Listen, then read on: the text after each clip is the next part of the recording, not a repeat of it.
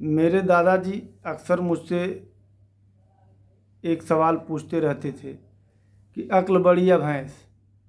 एक दिन फिर उन्होंने मुझसे पूछा कि अक्ल बड़ी या भैंस। तो मैंने कहा भैंस। उन्होंने कहा क्यों? मैंने कहा क्योंकि भैंस यह सवाल नहीं पूछती है।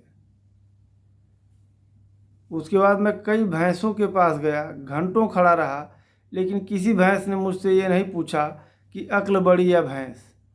ये खुजली सिर्फ तुम्हारे दिमाग में चलती है, इंसानों के दिमाग में चलती है कि अक्ल बड़ी या भैंस।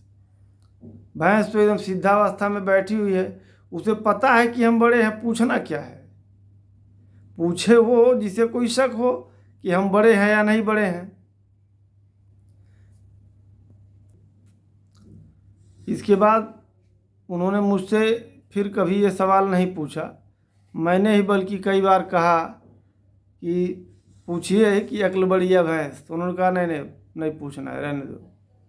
ये जो कहानी मैं आपको सुना रहा हूँ मुहावरे की, ये ओशो की कहानी है। ओशो ने इसे अपने एक प्रवचन में, अपने एक सेमिनार में ये वाकया शेयर किया था। हालांकि ये हास्य के रूप में है, विनोद के रूप में है, और हम इंसानों का मानना ये है कि अक्ल ही बड़ी होती है, भैंस बड़ी नहीं होती है। तो आप भी इसे विनोद के रूप में ही लें।